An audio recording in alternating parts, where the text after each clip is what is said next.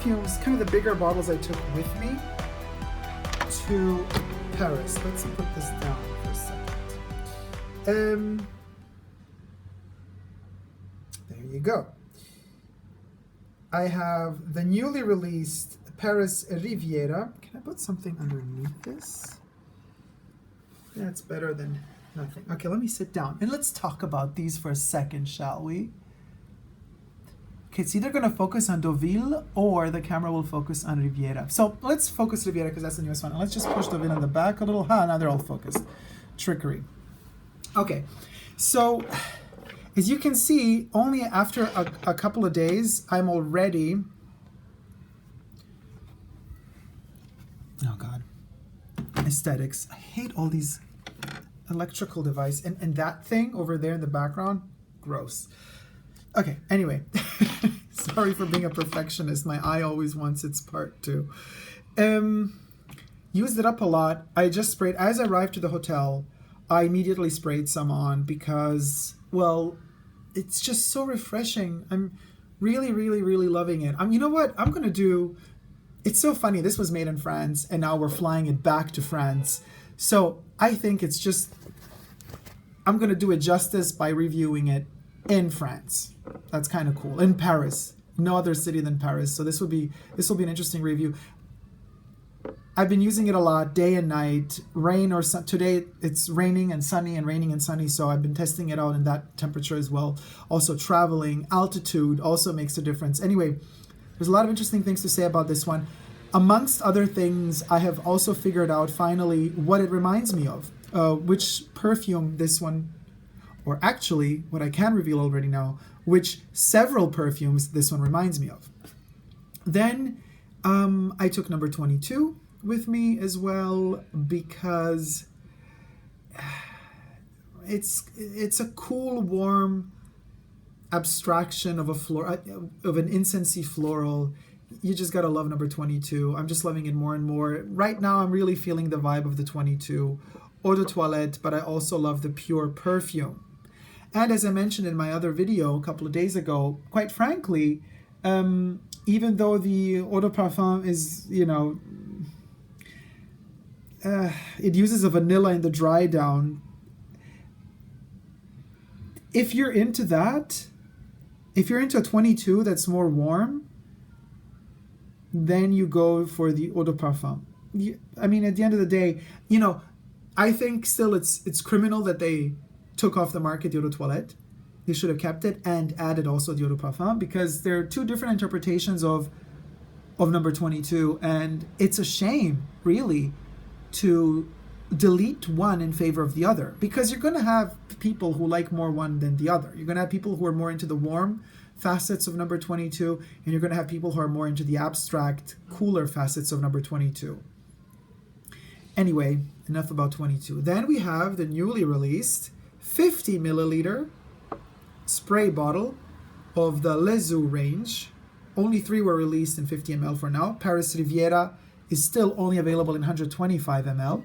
50 ml Paris Deauville, Paris Venise, and Paris Biarritz. I took Paris Deauville with me. So for the first time ever, I could actually fly and take this on board with me because it's under 100 ml. So I could just take it on board with me and spray it, while I'm refreshing myself in the actual airplane above the clouds, which is a great feeling. I love that. So this is really practical from that point of view. So these are the 3 I took with me. Of course, I always have my pure perfume of Chanel No. 5 in 7.5 milliliter spray.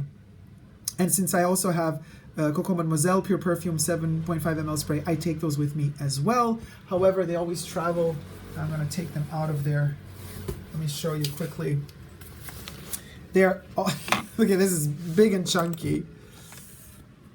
They travel in here in my fanny bag. So let me open it.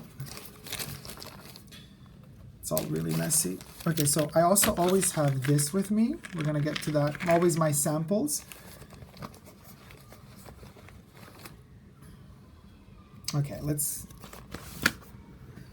jeez Louise. This is when you do stuff quick. Okay.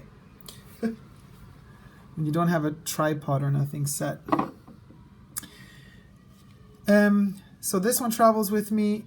the COCO Mademoiselle 7.5 ml perfume, and then in this little satchel, because I also always, this is an inverted little satchel that is used for the Hermès exclusive perfumes, but I put my Chanel No. 5 lacquered metal bottle in here, the spray 7.5 ml. These two, they're tiny, they're almost lipstick size, a bit bigger. It's just, this one is a symbolic fragrance. I always have it with me. It's kind of like my talisman. And this one, since there's space in my luggage, I take it with me as well. I find myself sometimes spraying this one before I go to bed. I don't usually wear it out and about. And then what else I took with me? So I always have my little sample kit, which I kind of built myself. I've shown this in other videos. I just taped together two, it's very DIY, taped together 2 packages of these Chanel exclusive samples. And then inside I have a little kit. There you have a couple of them. I actually met, this was so sweet, on one of my flights, one of my subscribers saw me, and they came up to me and said, Dacob, is that you? I recognize the Vivienne Westwood orange bag from your Instagram. I'm like, great, you didn't recognize my face? And they were like, oh no, haha. If just from a distance, the orange was like so catchy, nobody else has that bag. And so anyway, I gave them one of these perfumes as a present, but then I restocked it. No, actually I'm still missing one. That's the one I gave away. So this is a bigger sample here. I have 1932. When they used to do, this is an older sample because it's still 2 milliliter. All the other ones are 1.5 ml because Chanel now started saving money and they reduced the size of the samples from 2 ml to 1.5 ml. So we got 1932 Eau de Parfum, 2 milliliter.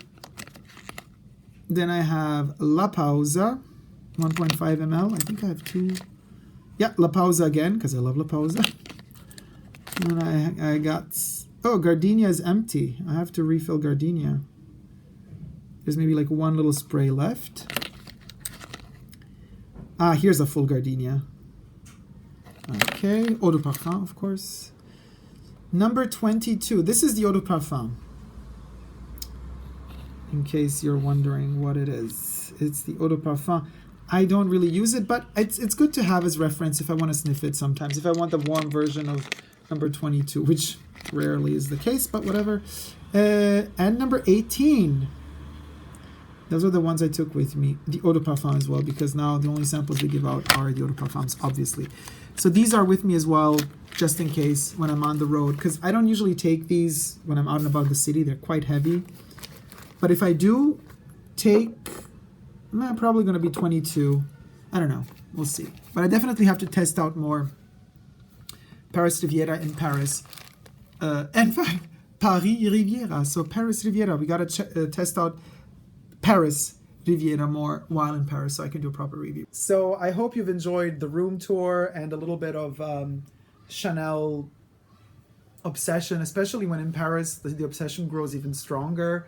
You know, I have this tendency, like when I'm in the States, it's more about other things that you guys usually don't like. I'm more obsessed with toys and pop culture in America, and in France it's more about fashion and perfumes. It's like every part of the world inspires a different aspect or triggers a different part of me. So that there you have it. I hope you like this video. As I said, I can't say much about my work, but I can't say anything about it really. NDAs. But I'll try to vlog while here every day, you know. I'm definitely going to try to do the review of Riviera whilst in my chambers in Paris, underneath the rooftop of Paris. Okay guys, thank you so much for watching. If you like this video, if you have, please thumb it up and let me know what you think in the comment section down below. If you haven't already, consider subscribing to my channel here on YouTube. I'm also on Instagram, Facebook, and Twitter, and also on Patreon. Thank you guys so much for watching. Never give up on love. See you soon. Take care. Bye.